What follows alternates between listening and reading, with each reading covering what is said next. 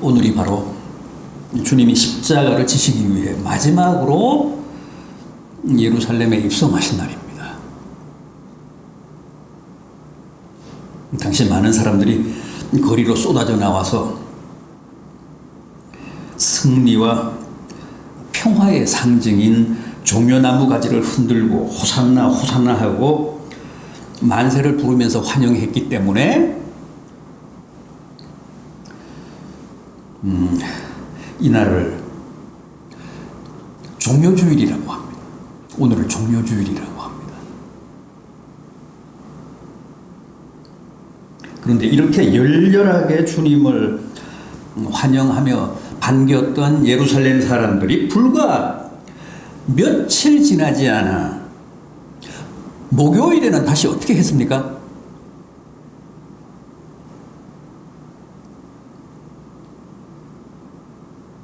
예수를 십자가에 못 박고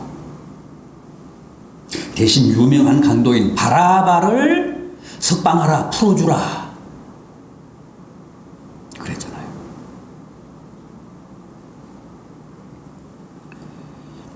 그래서 결국 주님이 금요일 오전 9시, 이 고난주간 금요일 오전 9시 유대 시간으로는 제3시에 십자가에 못 박히셔서 6시간 고통하시다가 오후 3시 유대 시간으로는 제9시에 아버지여 내 영혼을 아버지 손에 부탁하나이다 하시며 운명하시잖아요.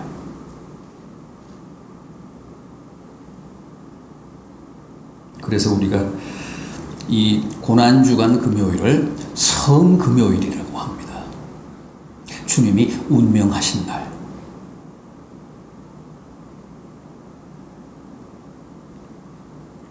그런데 오늘 제가 봉독해드린 이 본문 말씀은 오늘 있었던 사건이 아니라 이 종료주일에 있었던 사건이 아니라 내일 아침 고난주간 월요일 아침에 발생한 사건입니다. 오늘 수많은 사람의 환영 속에서 나귀를 타고 예루살렘에 입성하신 주님은 저녁에는 다시 성 밖으로 나가시잖아요. 예루살렘 성 밖 베다니에 있는 친구 나사로의 집으로 나가십니다. 거기서 주무십니다. 그리고 내일 아침, 그러니까 고난주간 월요일 아침에 다시 예루살렘으로 들어가시는데 그때 벌어진 사건이 바로 오늘 본문에 소개된 무화과나무 저주 사건입니다.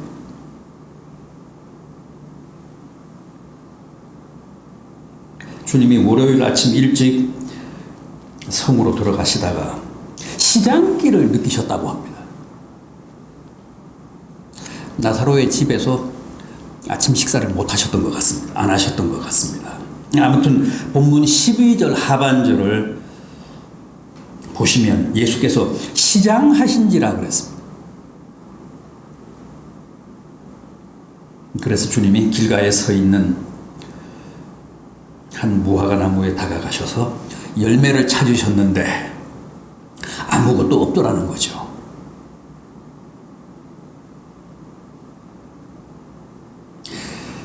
잎사귀는 무성해서 그럴듯했는데 막상 다가가 보니까 어디에도 열매가 없더라는 거예요. 원래 길가에 있는 무화과는 나그네들, 순례자들을 위한 겁니다. 율법으로도 그래요. 율법적으로도 그렇습니다. 그래서 주님이 그 예루살렘 가두의 무화과 나무에게서 열매를 찾으셨던 건데 아무것도 없었습니다. 그래서 실망하신 주님이 어떻게 하셨다고요? 본문 14절을 보십시오. 예수께서 나무에게 말씀하여 이르시되 이제부터 영원토록 사람이 내게서 열매를 따먹지 못하리라. 그렇게 말씀하셨고 제자들이 주님의 그 말씀을 들었다는 거예요. 그런데 그 이튿날 아침, 그러니까 화요일 아침, 다시 그곳을 지나다가 봤더니 그 나무가 어떻게 됐더라고요? 20절 이하입니다. 그들이 아침에 지나갈 때에 무화과 나무가 뿌리째 마른 것을 보고 베드로가 생각이 나서 여짜오되 라삐여 보소서, 저주하신 무화과 나무가 말랐나이다.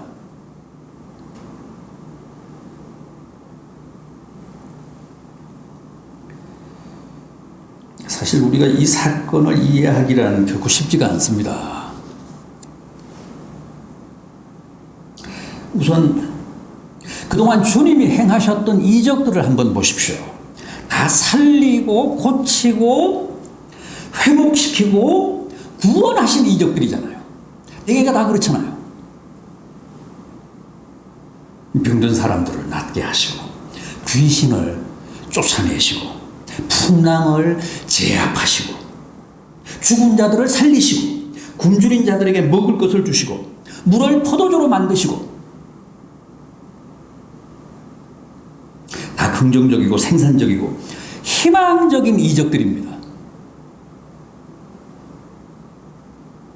그런데 오늘 이 사건은 멀쩡한 무화과 나무를 저주하셔서 졸지에 그 뿌리까지 말라 죽게 한 경우입니다. 아무리 미물의 자연이지만 살아있는 나무를 이렇게까지 저주해서 죽인다는 것은 평소 주님의 성품이나 정서와는 맞지가 않잖아요.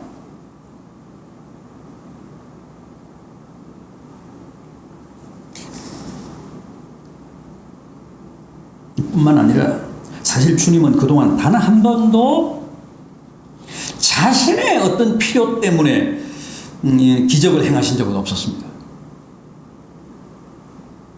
광야에서 40일을 금식하시고도 돌이 떡이 되게 하라는 마귀의 유혹을 단호하게 물리치신 분 아니십니까? 그런데 오늘 이 사건은 자신이 시작하셔서 열매를 찾다가 열매가 없다는 이유로 나무를 저주하신 것으로 되어 있습니다.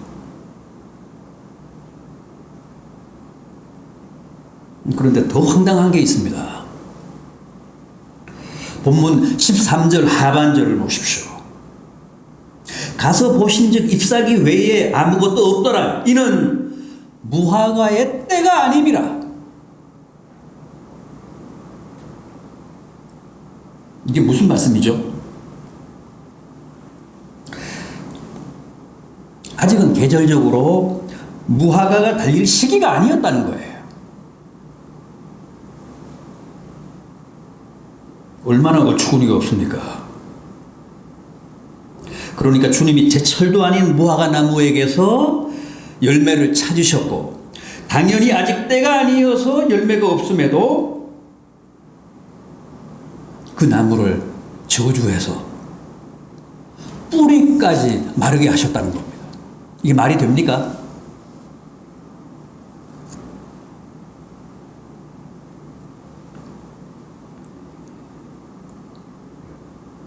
우리가 이 사건을 대체 어떻게 이해를 하고 해석해야 옳을까요?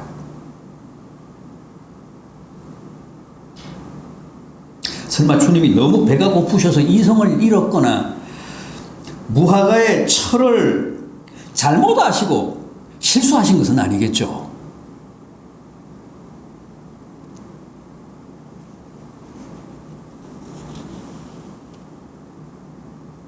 따라서 이것은 단순히 주님이 시장하셔서 우발적으로 벌이신 해프닝이라기보다는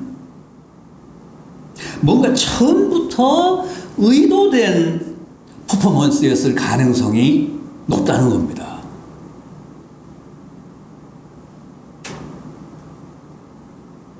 애꿎은 무화과 나무를 희생양으로 삼아 뭔가 주님이 전달하시고자 하시는 메시지가 있었기 때문에 고의적으로 연출하신 사건이었다는 거죠.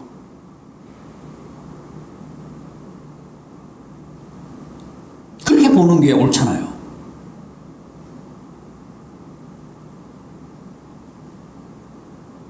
그렇다면 그게 뭐였을까요? 대체 어떤 필요 때문에 어떤 메시지를 전달하시기 위해서 주님이 당신에게 어울리지도 않는 그런 과격한 저주를 다 하셨을까요?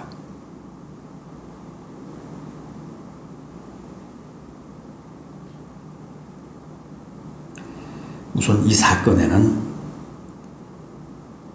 열매는 하나도 없으면서도 잎사귀는 무성했던 당시 예루살렘 사람들에 대한 주님의 분노와 비판과 준엄한 경고의 메시지가 담겨 있었습니다.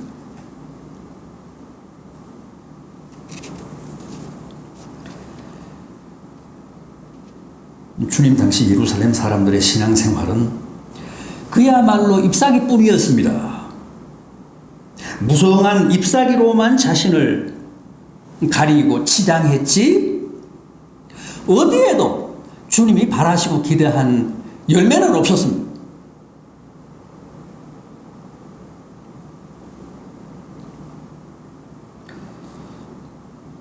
그래서 주님이 예루살렘 가두에 열매 없는 무화과 나무를 저주하심으로써 그들에게 최후의 경종을 울리신 겁니다. 겉만 번지르르한 그들에게 실물로 입체적으로 교훈하신 겁니다. 그렇다면 하필이면 왜 무화과 나무입니까? 성경에서의 무화과 나무는 언제나 이스라엘을 상징합니다.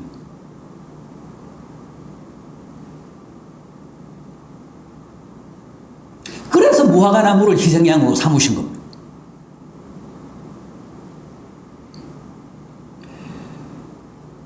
자, 그럼 당시 주님이 예루살렘 사람들에게서 찾고 기대하셨던 열매, 대체 어떤 것이었는지를 한번 생각해 보겠습니다.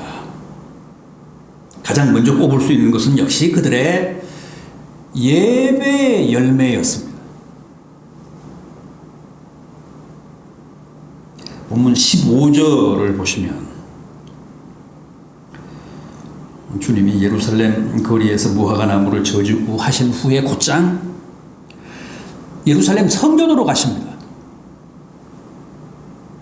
거기서 어떻게 하셨습니까?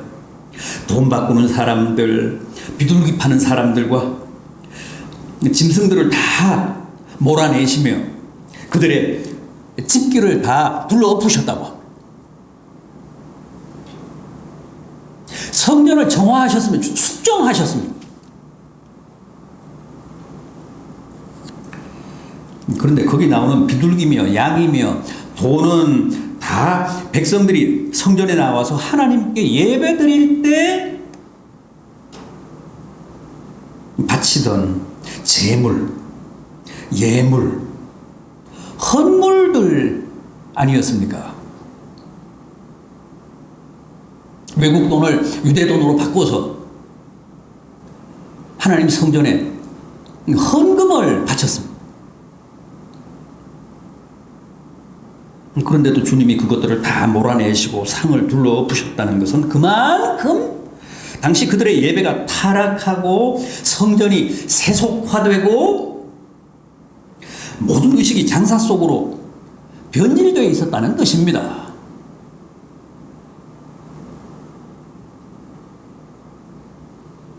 성전은 크고 더없이 화려했습니다.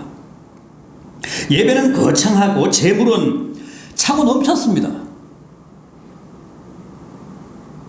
그러나 주님이 보실 때 그건 다 무성한 잎사귀일 뿐 정작 그 안에 있어야 할 주님이 기대하시는 열매는 없었다는 거예요.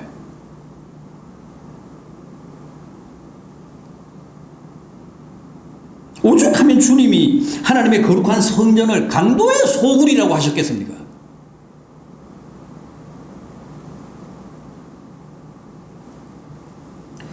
여러분, 주님이 진정으로 원하시는 예배는 비둘기나 양이나 돈을 바치는 제사가 아닙니다. 내 몸, 내 삶, 내 존재를 바치는 제사입니다.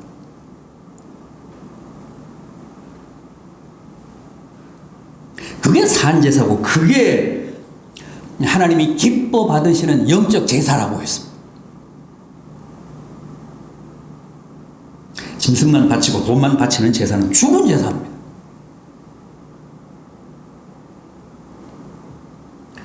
요즘도 우리가 헌금을 하고 11조를 하지만 그것은 결코 하나님께 돈을 바치자는 게 아닙니다.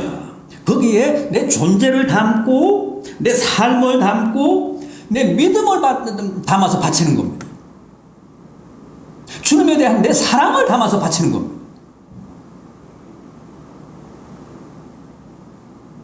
그게 진정한 예배고 그게 주님이 바라시는 참된 헌상이라는 겁니다.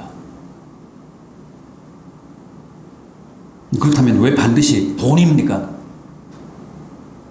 왜 우리의 믿음을, 우리의 존재를 돈에 담아 바쳐야 합니까? 하나님 돈이 필요하시고 돈을 좋아하시기 때문이 아니라 우리가 돈을 가장 소중하게 여기고 우리가 돈을 가장 귀하게 여기기 때문에 돈에 우리의 마음을 담고 우리의 중심을 담아 바치면 그게 거짓이 아닌 진정성 있는 재물이 되고 참된 헌상이 되기 때문에 그냥 제 마음을 받아주십시오, 제 믿음을 받아주십시오가 아니라 물질에 돈에 우리의 고백을 담아 드리는 겁니다.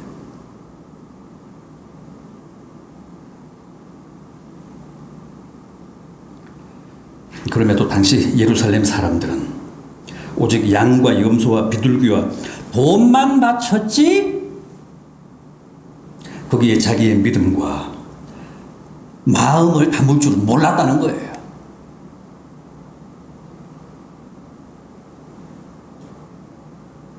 그래서 주님이 보실 때는 그들의 예배는 언제나 잎사귀뿐이었습니다.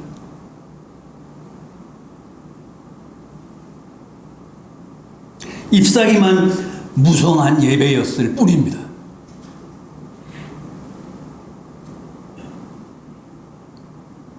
살아있는 자기 존재를 바쳐야 그게 산제사인데 죽은 짐승의 고기만 바쳤기 때문에 그건 다 죽은 제사였습니다. 여러분, 예배는 형식이 아니라 내용입니다. 예배는 종교의식이 아니라 내 존재를 헌상하는 결단입니다. 잎사귀가 아니라 열매를 바치는 행위가 예배입니다. 주님은 결코 잎사귀에 만족하시지 않습니다. 보다 진실하고 정직한 예배의 열매를 맺어야 주님이 기뻐하시고 또 그 예배를 흠양하십니다. 다음은 믿음의 열매입니다. 22절 이하를 보십시오. 22절 이하입니다. 예수께서 그들에게 대답하여 이르시되 하나님을 믿으라.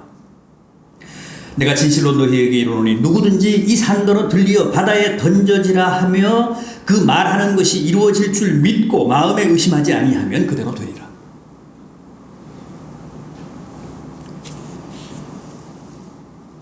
당시 예루살렘 사람들에게는 참된 믿음이 없었습니다. 믿음이 있는 채 경건한 채 하는 외식과 위선뿐이었다는 겁니다. 주님이 보실 때는. 그래서 주님이 새삼 하나님을 믿으라고 하셨고 또 산을 들어 바다에 던질 수 있는 진정한 믿음의 열매를 맺으라고 촉구하신 겁니다. 그렇습니다. 우리는 불도저나 포크레인 같은 중장비가 아니라 오직 믿음으로서만 우리 앞에 놓인 저 크고 작은 무수한 산들을 다 바다에 던질 수 있습니다. 설마 내 앞에는 아무런 산도 없다, 그런 분은 안 계시겠죠.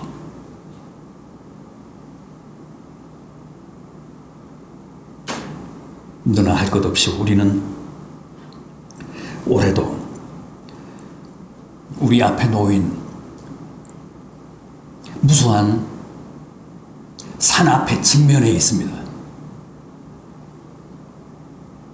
어떻게 하시겠습니까? 무엇으로 저 산들을 다 들어서 바다에 던지시겠습니까? 명심하십시오. 믿음 외에는 길이 없습니다.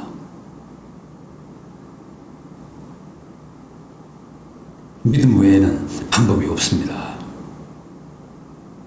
부디 무성한 요란한 그럴듯한 잎사귀 말고 오직 참된 믿음의 열매를 충실히 맺읍시다. 그래서 그 믿음으로 주님의 말씀처럼 우리 앞에 놓인 산들을 다 들어 바다에 던집시다. 요한복음 15장 8절에서 주님은 너희가 과실을 많이 맺으면 내 아버지께서 영광을 받으신다고 했습니다. 올해는 꼭 이 믿음의 열매를 풍성하게 맺으셔서 다 하나님께 큰 영광을 돌리시기 바랍니다. 영광을 바치시기 바랍니다. 다음은 기도의 열매입니다. 본문 24절입니다. 마지막 24절입니다. 그러므로 내가 너희에게 말하노니 무엇이든지 기도하고 구하는 것은 받은 줄로 믿으라. 그리하면 너희에게 그대로 되리라. 형식적인 기도 말고, 요식적인 기도 말고, 중언부언하고 행설수설하는 기도 말고, 또 입으로는 기도하면서도 마음으로는 그게 정말 응답될 것이라고 생각하지 않는 불신앙적인 기도 말고 반드시 믿고 기도하셔서 다 응답받는 진정한 기도 생활의 열매를 맺게 되기를 바랍니다.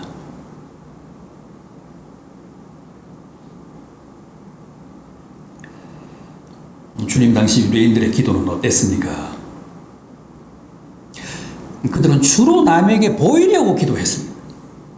그래서 시장통이나 큰 거리에서 기도했습니다.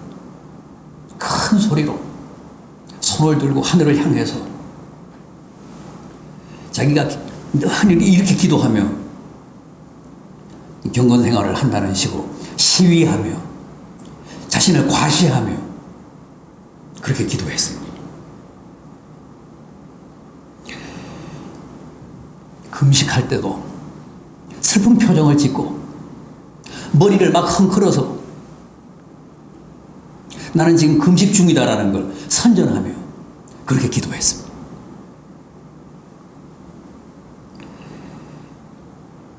다 위선이고 외식이었습니다.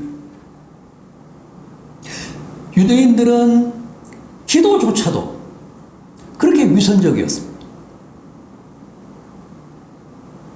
정말 잎사귀만 무성했지 참된 기도의 열매는 없었다는 거예요. 주님이 당부하신 기도를 보십시오. 무엇이든지 기도하고 구하는 것은 이미 받은 줄로 믿으라.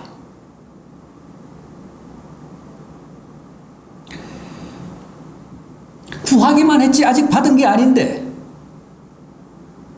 아직 응답받기 전인데도 이미 받은 줄로 확신하라는 겁니다. 그리하면 그대로 되리라고 하셨습니다. 여러분, 이게 진정한 믿음의 기도입니다.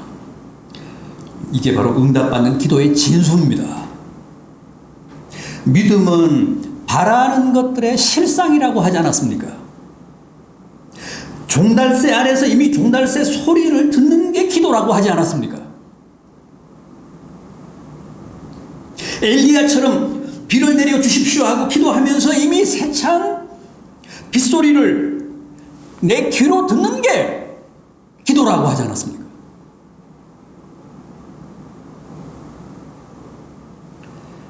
이게 바로 성경이 가르치는 선제적인 기도입니다. 받기도 전에 이미 받은 걸 감사하라는 겁니다. 참 이게 우리한테는 안 되죠. 이게 안 됩니다. 우리에게는 아직 그런 믿음이 없습니다.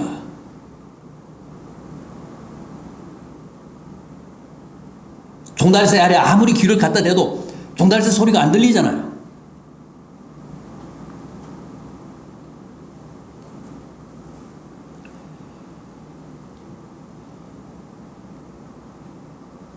그런데 그렇게 기도해야 거기에 기도 응답의 풍성한 열매가 보장된다는 겁니다.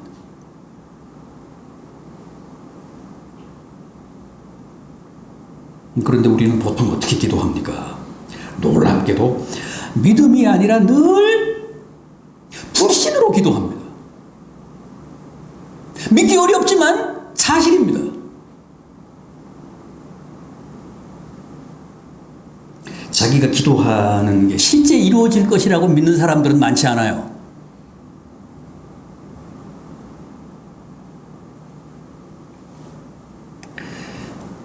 실제 이루어질 것이라는 기대조차도 없습니다. 어쩌다가 이루어지면 다행이고 실수로 응답이 되면 다행이고 이루어지지 않는 것 뭐 어쩔 수 없다는 식입니다. 그러니까 우리는 이미 체념으로 패배주의로 기도합니다. 믿음으로 확신으로 기도해야 하는데 우리는 처음부터 이미 불신으로 기도합니다. 이게 설마 이루어지랴?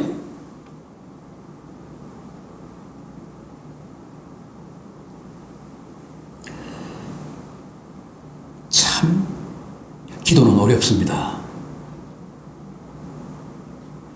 우리가 언제나 기도다운 기도를 한번 드려볼 수 있을까요?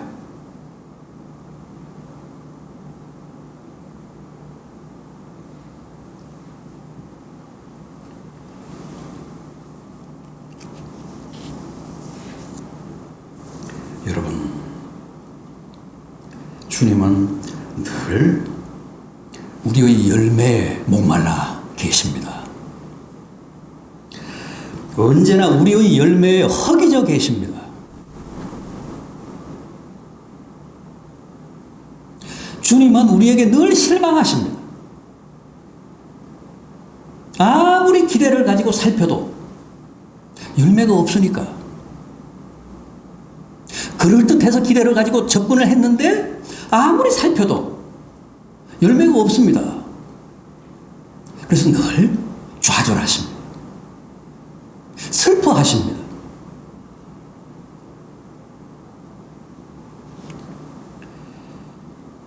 부디 주님께 기쁨을 드리고 보람을 드리고 열매를 드리시기 바랍니다. 예루살렘 가두에 그 저주받은 무화과 나무를 기억하십시오. 얼마나 때깔이 고왔습니까? 얼마나 잎사귀가 풍성했습니까? 얼마나 훌륭한 신자처럼 보이고 줄기에 든든히 붙어있는 가지처럼 보였습니까? 그러나 실은 열매가 없었습니다. 온통 잎사귀뿐이었습니다. 여러분, 우리는 더 이상 잎사귀로 자신을 치장하지 맙시다. 더 이상 잎사귀로 자신을 위장하며 시장하신 주님을 속이지 맙시다. 십자가를 앞두시고 죄 없는 무화과 나무를 저주하시면서까지 실물로 우리를 교훈하시고 우리에게 경고의 메시지를 던지신 주님의 이 피 맺힌 교훈을 다시 한번 마음에 깊이 새깁시다. 그래서 올해만큼은 결코 주님을 실망시키지 않고 그 기대에 아름답게 부응하시는 복된 성도들 되시기를 진심으로 기원합니다. 기도하시겠습니다.